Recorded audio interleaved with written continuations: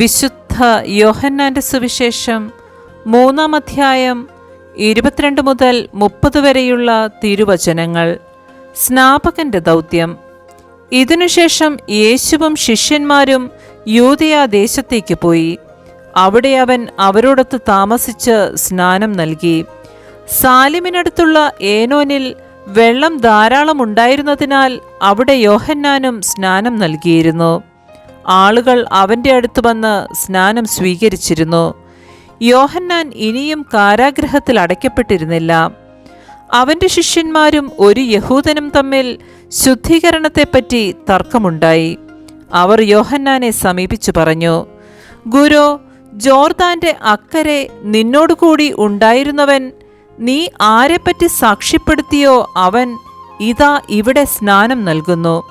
എല്ലാവരും അവൻ്റെ അടുത്തേക്ക് പോവുകയാണ്. യോഹന്നാൻ പ്രതിവചിച്ചു, സ്വർഗത്തിൽ നിന്നും നൽകപ്പെടുന്നില്ലെങ്കിൽ ആർക്കും ഒന്നും സ്വീകരിക്കാൻ സാധിക്കുകയില്ല. ഞാൻ ക്രിസ്തുവല്ല, പ്രത്യുത അവനു മുൻപേ അയക്കപ്പെട്ടവനാണ് എന്ന് ഞാൻ പറഞ്ഞതിന് നിങ്ങൾ തന്നെ സാക്ഷികളാണ്. മണവാട്ടിയുള്ളവനാണ് മണവാളൻ.